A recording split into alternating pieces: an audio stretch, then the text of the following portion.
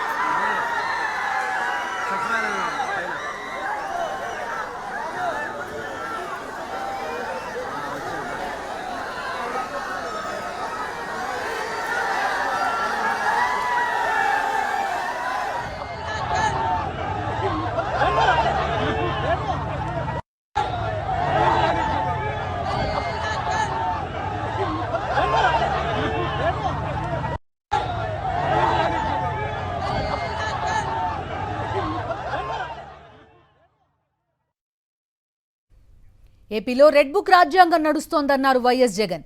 Red book రాజ్యాంగంతో రాష్ట్రం అదుపు తప్పిందన్నారు.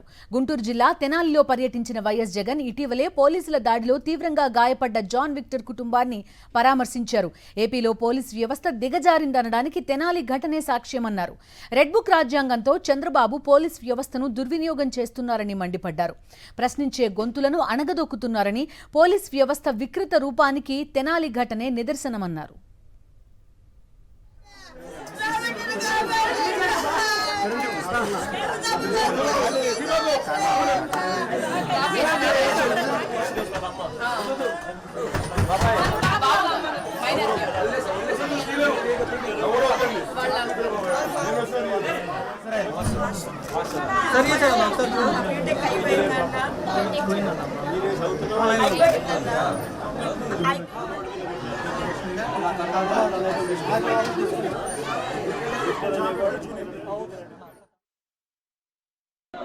రాష్ట్రంలో ఈరోజు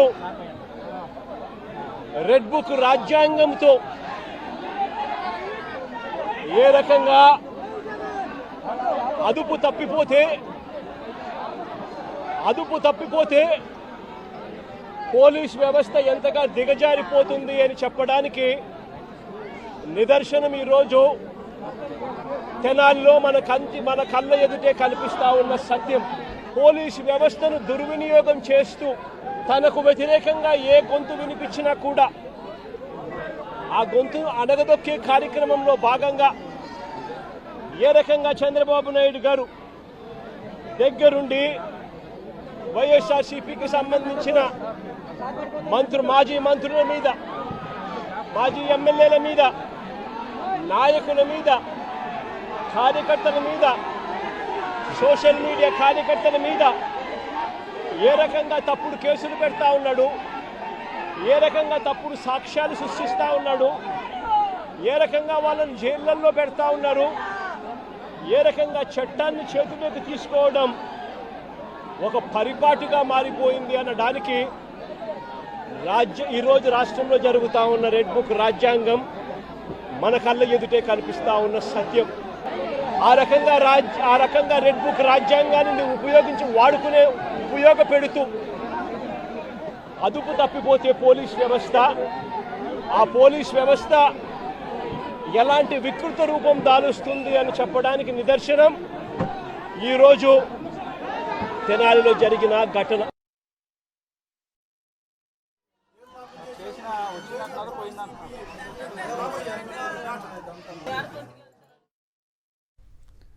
తెనాలి బాధితులపై గంజాయి రౌడీ షీట్ బ్యాచ్ అంటూ పోలీసులు ఎల్లో మీడియా కూటమి ప్రభుత్వం ముద్ర వేస్తోందన్నారు వైఎస్ జగన్. కోర్టులు తీసుకోవాల్సిన చర్యలను పోలీసులు తీసుకోవడం ధర్మమా అని ప్రశ్నించారు. చంద్రబాబుపై 24 కేసులున్నాయని నడి రోడ్డుపైకి తీసుకొచ్చి తన్నడం ధర్మమేనా అంటూ ప్రశ్నించారు.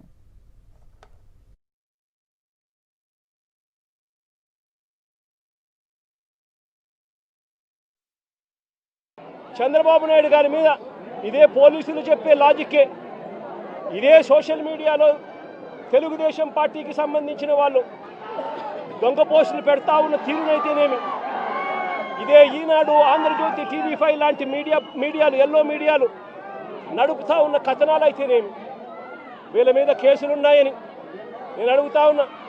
ఇదే చంద్రబాబు నాయుడు మీద 24 కేసులున్నాయి. మరి చంద్రబాబు నాయుడు మీద 24 కేసులున్నాయని చెప్పి చంద్రబాబు నాయుడు గారిని నడి రోడ్డు మీదకి తీసుకొని వచ్చి తన్నడం ధర్మమే అవుతుందా అని అడుగుతా ఉన్నా. చంద్రబాబు నాయుడు మీద కూడా 24 కేసులున్నాయి. ఆయనను కూడా రోడ్డు మీదకి తీసుకొని వచ్చి తంతే ధర్మమేనా అది? ఇదే పోలీసులను అడుగుతా ఉన్నా. కేసులు ఉన్నాయి కదా అని చెప్పి, పాత కేసులు ఏదో ఉన్నాయని చెప్పి నువ్వు చేసిన పనికి జస్టిఫైబుల్ కారణం కాదది. కేసులు ఉంటే ఆ కేసులు తేల్చాల్సింది కోర్టులు. మీరు ఆరోపణ చేస్తారు, అది న్యాయం కాదు అని చెప్పి వాళ్ళ అవతల కోర్టుల్లో ఆర్గ్యూ చేస్తారు. జడ్జి కేసు వింటాడు, జడ్జి తీర్పునిస్తాడు. అంతేగాని పోలీసులు ఇలా కేసులు గతంలో ఉన్నాయి కదా అని చెప్పి తీసుకొని వచ్చి నడి రోడ్డు మీద వాళ్ళను నిల్చోబెట్టి వాళ్ళ కుటుంబ పరువును తీస్తూ వాళ్ళను షేమింగ్ చేసే కార్యక్రమం పోలీసులకు లేనే లేదు. చంద్రబాబు మోసాలపై రేపు రాష్ట్ర వ్యాప్తంగా వెన్నుపోటు దినం నిర్వహిస్తామన్నారు వైఎస్ జగన్. ప్రతి ఒక్కరూ వెన్నుపోటు దినంలో పాల్గొనాలని పిలుపునిచ్చారు. ఇలాంటి ప్రభుత్వం కొనసాగడం మంచిది కాదన్న జగన్, ఈ ప్రభుత్వాన్ని ఎంత త్వరగా సాగనంపితే అంత మేలన్నారు. మా ప్రభుత్వం గతంలో అమలు చేస్తా ఉన్న పథకాలన్నీ రద్దు చేశారు. మరోవైపున వీళ్ళు చేస్తాము అని మాట ఇచ్చిన సూపర్ 6లు, సూపర్ 7లు గాలి కొదిలేశారు. 143 హామీలు మేనిఫెస్టోలో ఏదైతే చెప్పారో వాటిని పట్టించుకున్న పాపాన పోలేదు వీళ్ళంతా. అందుకనే ఇలాంటి పాలనకు వ్యతిరేకంగా రేపు రాష్ట్ర వ్యాప్తంగా కూడా వెన్నుపోటు దినంగా ప్రకటించి రాష్ట్ర వ్యాప్తంగా ప్రతి నియోజకవర్గంలోనూ ఈ ప్రభుత్వానికి వ్యతిరేకంగా రాష్ట్ర ప్రజలందరినీ కూడా గలం విప్పమని చెప్పి పిలుపునిస్తా ఉన్నాను. మరొక్కసారి వీళ్ళందరికీ కూడా, ప్రతి ఒక్కరిని కూడా నేను ఒకటే విజ్ఞప్తి చేస్తా ఉన్నా. ఇలాంటి ప్రభుత్వం కొనసాగడం ఏ ఒక్కరికి కూడా మంచిది కాదు.